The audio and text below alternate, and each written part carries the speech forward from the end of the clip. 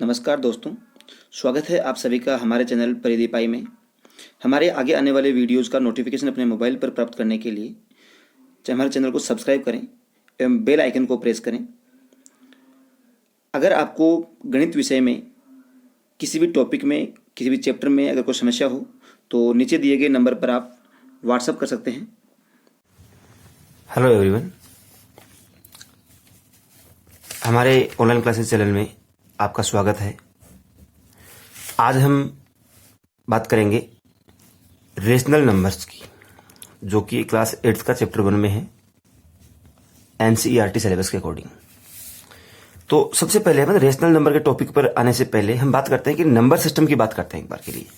तो देखिए, जो नंबर सिस्टम है उसमें बहुत टाइप के नंबर्स होते हैं। उनमें से मैं कुछ टाइप्स यहां पर लिखता हूं। सबसे पहला आपका आता है नेचुरल नंबर्स। अब नेचुरल नंबर कौन से होते हैं? All counting numbers are said to be natural numbers. तो मैं इसको लिख देता हूं 1 से लेकर के आगे ये इनफाइनाइट तक होते हैं। उसके बाद में आपके आते हैं होल नंबर्स।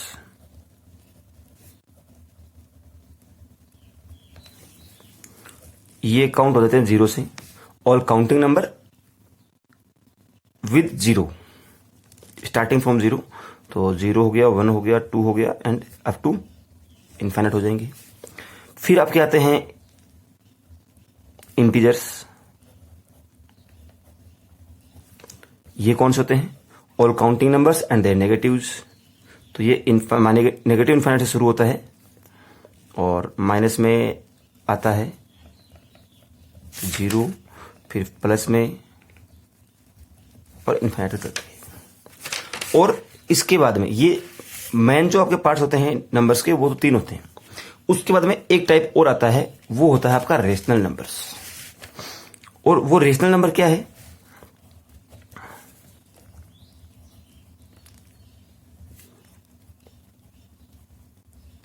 रेशनल नंबर देखो, एक्चुअल में क्या है कि नंबर के केवल 2 टाइप होते हैं, एक रेशनल और एक इरेशनल। रेशनल में ये सब आते हैं, ठीक है।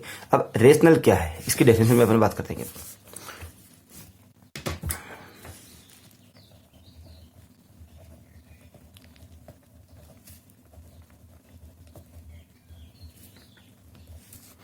रेशनल नंबर का मतलब होता है कि ए number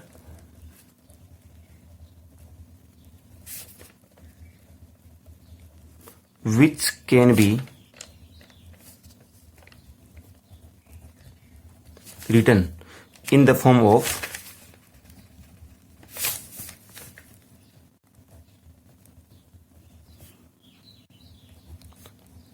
P upon Q, where Q is not equal to 0 is known as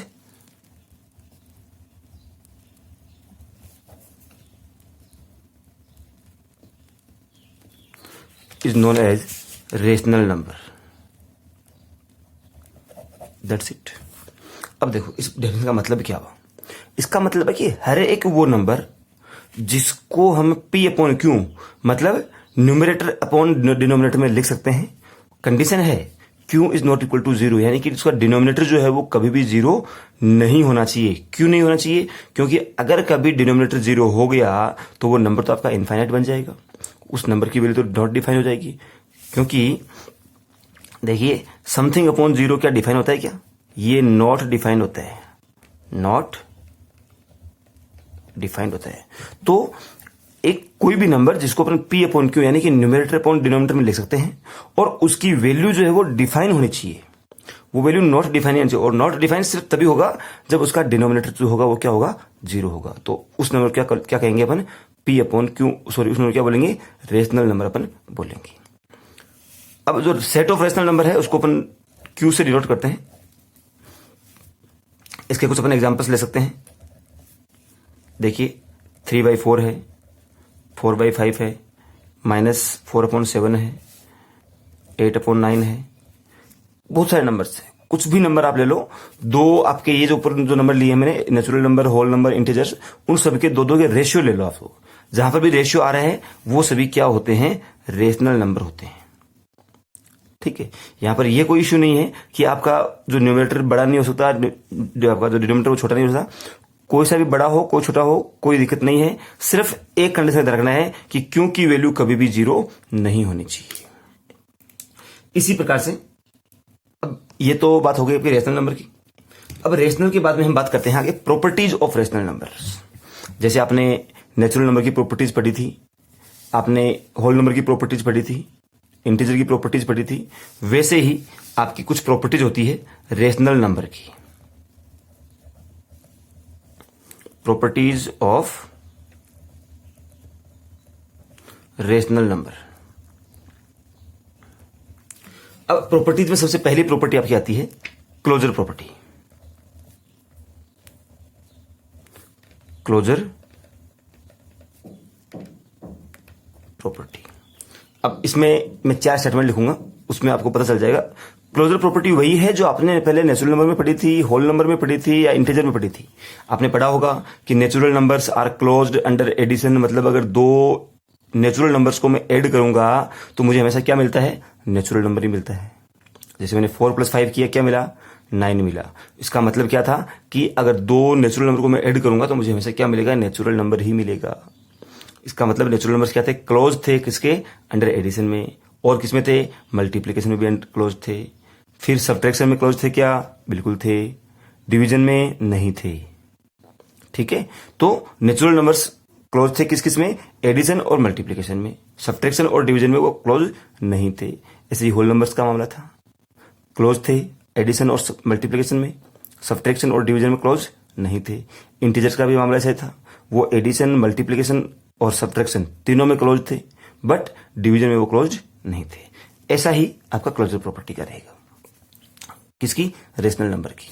तो इसमें क्या होगा, देखो सबसे पहले rational numbers are closed under addition.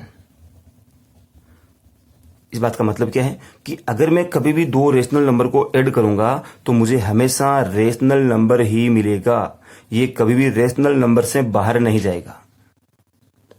ठीक बात। सेकंड आपका आता है rational numbers are closed under multiplication.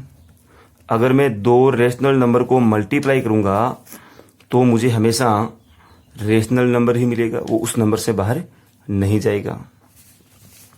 और थर्ड वाला जो आता है वो आता है rational numbers are closed under subtraction. यहां पर भी ये क्लोज्ड होता है।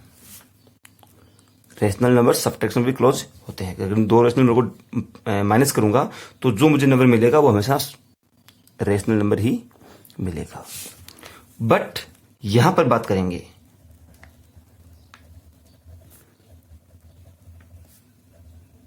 Rational numbers are not closed under division. जब हम डिवाइड करेंगे दो रेशनल नंबर्स को तो वहां पर क्या ये आपका जो नंबर है वो रेशनल मिलेगा या नहीं मिलेगा। ये तो बोल रहा है भाई नहीं मिलेगा। कैसे नहीं मिलेगा उसका एग्जांपल चेक करते हैं। देखिए मैं आपसे दो एग्जांपल लेता हूं। पहला रेशनल नंबर मैंने ले लिया, सपोज करो कुछ भी 4/3 ले लिया। दूसरा रेशनल नंबर मैंने ले लिया 0/4 ले लूं क्या, ये रेशनल नंबर तो है ना। देखो बिल्कुल ये रेशनल नंबर है। क्यों है, क्योंकि रेशनल नंबर की कंडीशन सिर्फ इतनी थी कि इसमें क्यों 0 नहीं होना चाहिए। क्यों का मतलब इसमें डिनोमिनेटर जो है वो 0 नहीं होना चाहिए, न्यूमरेटर तो कुछ भी हो सकता है। तो ये रेशनल नंबर है। अब इसकी वैल्यू क्या है बताना जरा, इसकी वैल्यू क्या होगी, 0.something तो 0 ही होता है ना, इसकी वैल्यू होगी 0। अब इनको मैं करता हूं डिवाइड, तो मैं करूंगा 4/3 को डिवाइड करूंगा किसे, 0/4 से। तो इसको जब ऊपर नीचे आप करेंगे तो ये हो जाएगा 4 ऊपर जाएगा 4 के साथ में और 0 आएगा किसके साथ में, 3 के साथ में। तो 16 तो हो गया ऊपर और नीचे क्या हो जाएगा 0। अब यहां पर देखो क्यों 0 बन गया आपका, ये क्या है, नॉट डिफाइन है। तो आपके जो डिवाइड है उसको नॉट क्लोज करने वाला कुछ है केस थे, उनमें से ये एक केस है खाली। ठीक है, अगर कभी भी जब कभी कभी आपके पास में डिनोमिनेटर में अगर 0 आ जाए तब ये क्लोज नहीं है, बाकी तो सब में क्लोज है। तो आपको लिखना यही है कि जो रेशनल नंबर्स हैं वो डिवीजन में क्लोज नहीं है। That's it. इसी प्रकार से आगे हम बात करते हैं कम्यूटेटिव प्रॉपर्टी की। आपकी जो सेकंड प्रॉपर्टी है वो है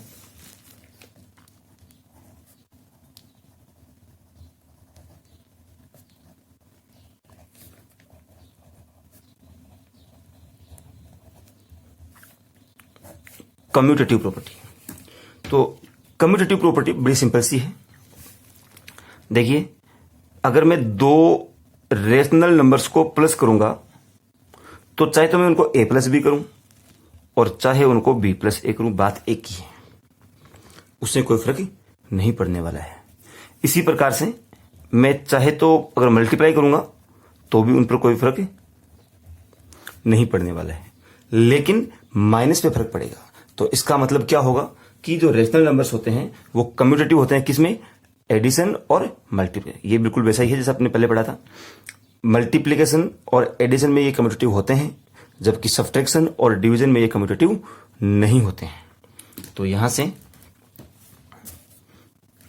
हम क्या लिखेंगे,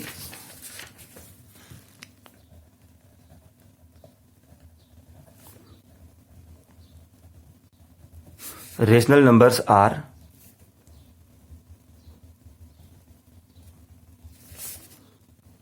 commutative under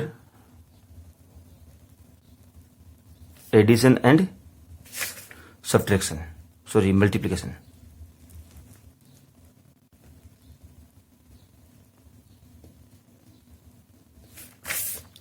but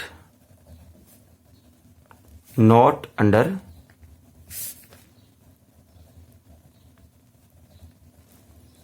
subtraction and division.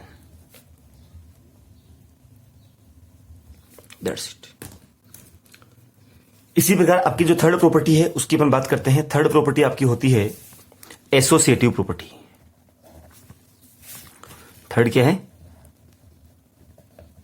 Associative property.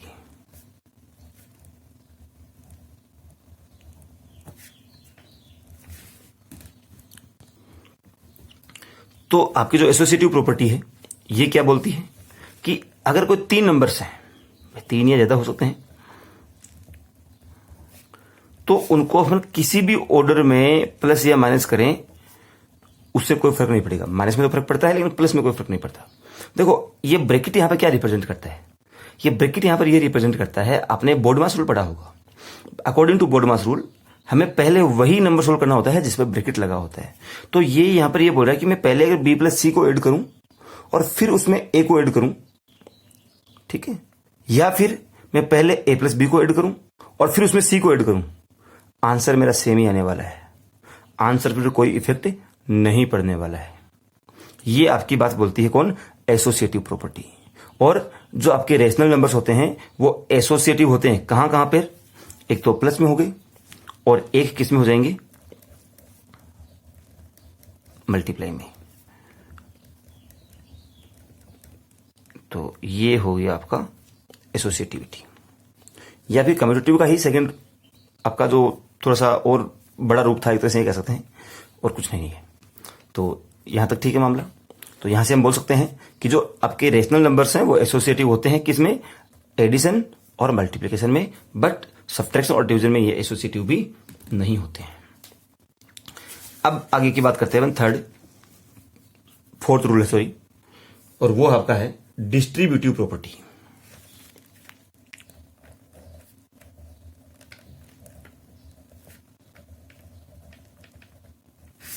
Distributive property, देखिए डिस्ट्रीब्यूटिव प्रॉपर्टी क्या होती है कि हम किसी भी एक नंबर को डिस्ट्रीब्यूट कर देंगे, और यहां पर अगर मैं ये लिख दूं a इंटू बी प्लस सी, देखिए अगर मैं यहां पर यह कहता हूं कि ब्रैकेट के अंदर मैंने कोई 2 या 3 नंबर जितने भी लिखे हैं, प्लस में लिखो या माइनस में लिखो, कोई फर्क नहीं पड़ता। बाहर मैंने कोई नंबर लिखा है, मल्टीप्लाई में होना चाहिए वो नंबर, मल्टीप्लाई में फिर डिवाइड में।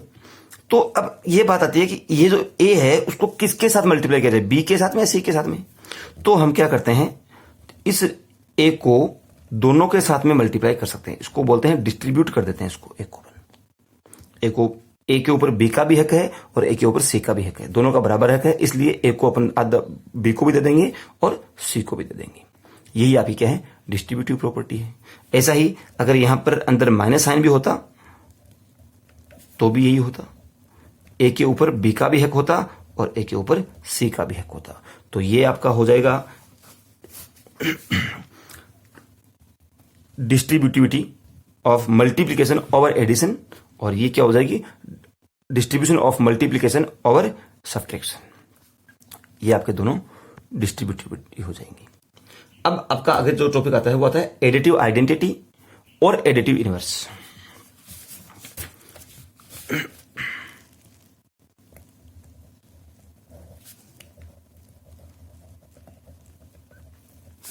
एडिटिव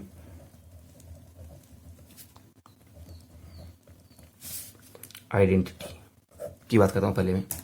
तो देखो एडिटिव आइडेंटिटी क्या है, एक ऐसा नंबर है जिसे किसी भी नंबर में मैं प्लस करूं मुझे सेम नंबर वापस मिल जाए। एक ऐसा नंबर जिसे किसी भी नंबर में मैं प्लस करूं, देखो मैंने मान लिया कोई नंबर है ए, अब इस ए में मुझे क्या प्लस किया जाए कि वापस ए ही मिल जाए, क्या मिल जाए, क्या प्लस किया जाए, 0, तो ये हो गया 0। इसी प्रकार में यहां पर कोई और मिलता हूं 3 में क्या नंबर ऐड किया जाए कि ये 0 मिल जाए, सॉरी 3 मिल जाए मुझे, तो वो भी 0 होगा। अच्छा एक चीज और मैं पूछता हूं कि क्या 3 रेशनल नंबर है क्या, सॉरी साइड में बात करते हैं, क्या 3 रेशनल नंबर है क्या, बिल्कुल है। कैसे है, इस 3 को मैं 3/1 तो लिख सकता हूं, तो ये हो गया ना p/q। तो अगर आपके पास में जितने भी नेचुरल नंबर्स हैं, जितने होल नंबर हैं, जितने भी इंटीजर्स हैं, वो सभी रेशनल नंबर हैं, उनके नीचे सभी के नीचे अपन में 1 लिख सकते हैं अपन।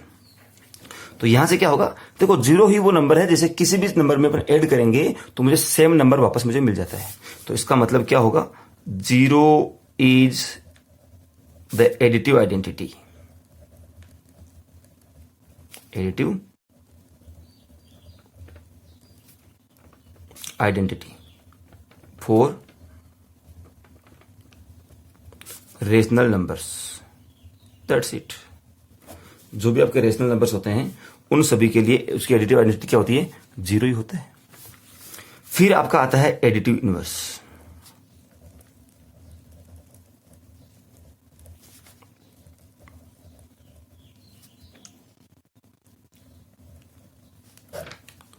देखिए एडिटिव इनवर्स क्या होते हैं, मान लो ये कोई नंबर 3 आपके पास में है, ठीक है।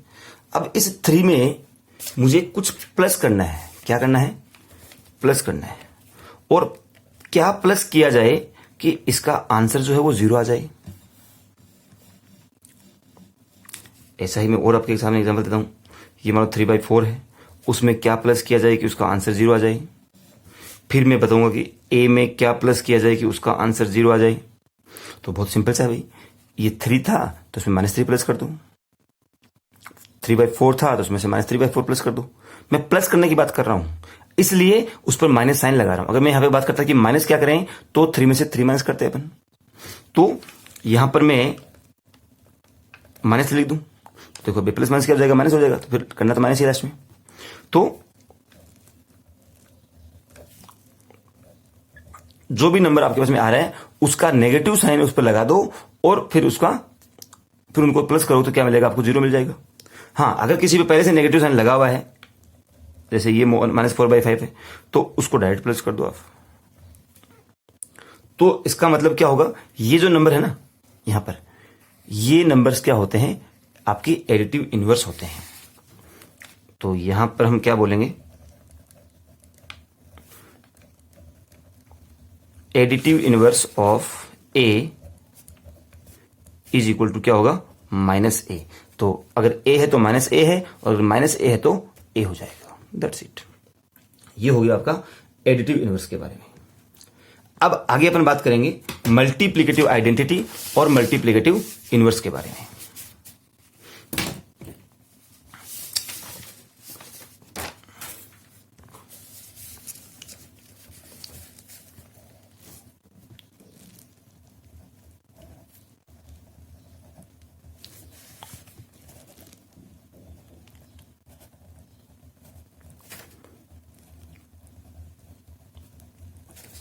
मल्टीप्लिकेटिव आइडेंटिटी, तो देखिए मल्टीप्लिकेटिव आइडेंटिटी क्या होती है।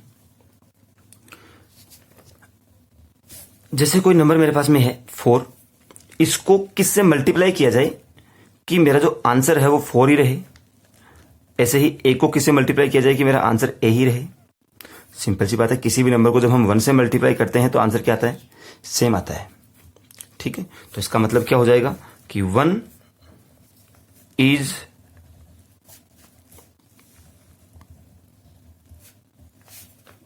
Multiplicative identity.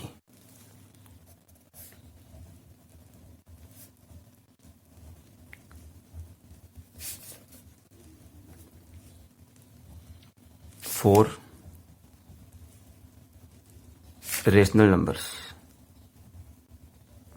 आपके जितने भी रेशनल नंबर्स होते हैं उन सभी के लिए 1 क्या होता है, मल्टीप्लिकेटिव आइडेंटिटी होता है। अब आगे अपन बात करेंगे मल्टीप्लिकेटिव इनवर्स।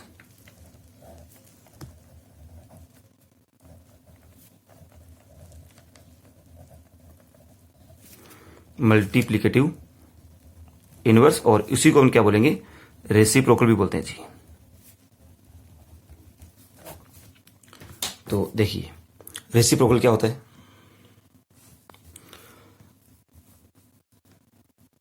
क्या होता है, देखिए अगर कोई नंबर मैंने लिया ए, इसको किससे मल्टीप्लाई किया जाए कि मुझे जो आंसर मिलेगा वो आंसर 1 मिल जाए।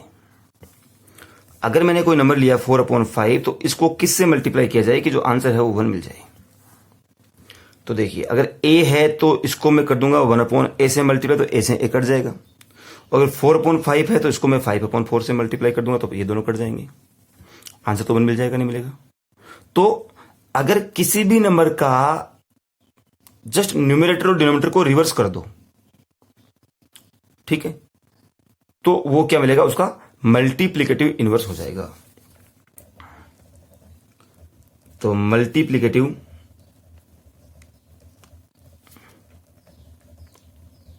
इनवर्स ऑफ P/Q क्या होगा, Q/P होगा। That's it. यहां पर भी कंडीशन है, लेकिन यहां पर क्या है कि P भी 0 नहीं होना चाहिए। ये तो तभी पॉसिबल होगा जब P भी 0 नहीं होगा। तो ये भी ध्यान रहे कि डिनोमिनेटर तो कभी भी 0 नहीं होना चाहिए। तो ये हो जाएगा आपका। चलिए आगे अपन बात करते हैं रिप्रेजेंटेशन ऑन नंबर लाइन की।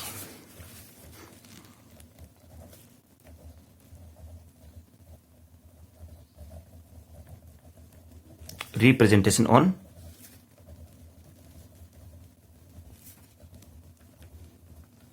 Number line. देखिए ये क्या होता है, हमने नंबर लाइन पर रेशनल नंबर्स को आपके जो नेचुरल नंबर्स है उनको अपने रिप्रेजेंट किया है, इंटीजर्स को रिप्रेजेंट किया है, होल नंबर्स को हमने रिप्रेजेंट किया है। वैसे ही हम अभी यहां पर रिप्रेजेंट करेंगे रेशनल नंबर्स को। भाई होल नंबर्स तो बहुत ईजी था, कुछ नहीं था, 0 है 1 है 2 है उन सबको लिख दिया और कुछ नहीं करना था। लेकिन ये जो नंबर है वो कहां मिलेंगे आपको, उन दोनों के बीच में मिलेंगे। बीच में कहां मिलेंगे, जैसे मैं एक एग्जांपल लेता हूं, मुझे एक नंबर ले लिया 24/7। अब इसको मुझे नंबर लाइन पर रिप्रेजेंट करना है। तो देखो इसका सिंपल सा रहेगा, आप सबसे पहला काम ये करो कि 24/7 को मिक्स फ्रैक्शन में कन्वर्ट कर लो। अगर ये हो रहा है तो कितना होता है, 7 3 ये होता है और फिर 3/7 हो गया। ये हो गया नहीं हुआ। अब इसका मतलब क्या होगा कि मुझे एक लाइन ड्रॉ करनी है। मुझे क्या करना है, एक लाइन ड्रॉ करनी है। ये हो गई आपकी कोई नंबर लाइन,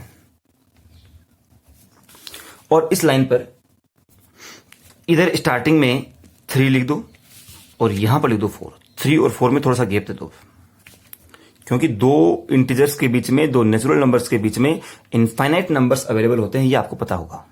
तो मैं वो इनफाइनाइट नंबर्स यहां लिखने के लिए इनमें थोड़ा सा गैप मैंने बढ़ा दिया। अच्छा, अब मुझे एक बात बताना कि क्या जो 3 है, इस 3 को मैं 21/7 लिख सकता हूं क्या? 7 तो 21 होता है, लिख सकता हूं, कोई दिक्कत नहीं है, कट के वही बनेंगे। ऐसे ही इस 4 को मैं 28/7 लिख सकता हूं क्या? पॉसिबल है ये बात भी, ये यहां तक ठीक मामला। अब देखो, ये अपॉन तो 7 है और ऊपर की काउंटिंग क्या है, 21 से लेकर 28 तक लिखनी है आपको। तो बीच में नंबर बना दो, ये हो जाएगा 22/7, 23/7, 24/7, 25/7, 26/7 और यहां हो जाएगा आपका 27/7 और आगे 28/7 तो आपके पास पड़ा ही है। तो ये आपके नंबर्स मिल जाएंगे और इसमें मुझे मेरा जो नंबर था वो कहां मिल गया, ये रहा आपका, इसी में आपको आपका नंबर मिल जाएगा। बात खत्म। हाँ, अगर कोई नंबर आपका पहले से ऐसा हो, मान लो ये जैसे 3/4 दे दिया हो, तो इसका मतलब कहां कहां किसके किन के बीच में बनाना पड़ेगा आपको, 0 और 1 के बीच में, क्योंकि ये नंबर पहले से ऑलरेडी आपका कौन सा है, प्रॉपर फ्रैक्शन है। तो प्रॉपर फ्रैक्शन की वैल्यू क्या होती है, 1 से छोटी होती है। तो ये 0 और 1 के बीच में आपको बनाना पड़ेगा। मैं क्या बार एग्जाम्पल एक ही दे रहा हूं, बाकी एग्जाम्पल अपन जब क्वेश्चन सोल्व करेंगे, एग्जाम्पल सोल्व करेंगे, तो वहां पे आपको खूब सारे एग्जाम्पल इसके मिल जाएंगे। इसी प्रकार से आगे एक टॉपिक और रह गया अपना, वो है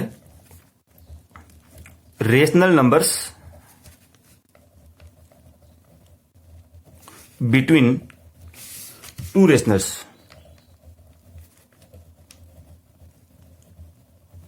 between two rational numbers. For example अपन लेते हैं, जैसे मान लो हमें फाइंड करना हो कि find two rational numbers between 1/2 and 2/3। Find two rational numbers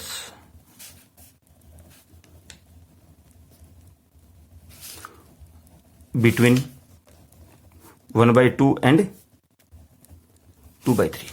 तो देखो, बड़ा ही सिंपल है। अभी हम ये नहीं कह सकते कि इसकी वैल्यू क्या है, इसकी वैल्यू क्या है। तो फिर क्या करें, सबसे पहला काम ये किया जाए कि इन दोनों के एलसीएम को, इनका एलसीएम ले लो और इन दोनों के डिनोमिनेटर को सेम कर दो। तो भाई जो 1/2 है और ये आपका 2/3 है, इनका एलसीएम क्या आता है, 6 आता है ना। तो या फिर सबसे बेटर तरीका क्या रहेगा कि इसका जो डिनोमिनेटर है इसको इससे मल्टीप्लाई कर दो ऊपर नीचे, और इस 2 से कर दो इसको ऊपर नीचे मल्टीप्लाई। तो ये वैल्यू क्या बन जाएगी, ये हो जाएगा 3/6 और ये क्या हो जाएगा 4/6। बात खत्म। अब चेक करो, हमने कितने नंबर लिखने थे, यहां पे 2 नंबर लिखने थे ना। क्या 3 और 4 के बीच में 2 का गैप हो गया, क्या नहीं हुआ ना। तो ये तब तक आपको करना है जब तक इसमें 2 का गैप ना हो जाए। इसको 2 से मल्टीप्लाई करो, 3 से करो, 4 से करो, 5 से करो, 6 से करो। किससे मल्टीप्लाई करने पर ऊपर के जो न्यूमरेटर्स हैं उनमें 2 का गैप हो जाएगा। डिनोमिनेटर तो इक्वल रहने चाहिए। यहां पर 2 है तो 2 का गैप, 5 है तो 5 का गैप, 6 है तो 6 का गैप, 8 है तो 8 का गैप। तो मैं इसको 2 से मल्टीप्लाई करने से मेरा काम हो जाएगा। 3 से कर लेता हूं, ठीक है। आप उससे बड़े नंबर से मल्टीप्लाई कर सकते हैं, कोई दिक्कत नहीं है। तो ये कितना हो जाएगा, 3 3 जा 9/12 और ये कितना हो जाएगा 12/12। अब हुआ 2 का गैप। तो इनके बीच के जो 2 नंबर है वो लिख दो आप। देखो, ये तो 12 12 है। अब इनके बीच में 2 नंबर कौन कौन से आएंगे, एक तो होगा 10/12 और एक क्या होगा 11/12। ये आपके दोनों नंबर हो गए। अगर यहां पे 3 नंबर पूछे जाते तो मैं इसको फिर 4 से मल्टीप्लाई करता, 4 पूछते तो मैं 5 से मल्टीप्लाई करता, 6 पूछते तो मैं 7 से मल्टीप्लाई करता। इस प्रकार से आपका ये चैप्टर की जो बेसिक है, जो थ्योरी है, वो मैंने आज करवा दी है। अगला वीडियो जब भी आपका होगा, मैं आपको इस चैप्टर के बारे में, इस चैप्टर के कुछ एग्जाम्पल्स अपने लेकर चलेंगे। अगर किसी को डाउट हो, कुछ समझ में नहीं आया हो, तो वीडियो के जो शुरू में जो मेरा नंबर दिया है उस पर आप मुझे मैसेज कर सकते हैं। Thank you.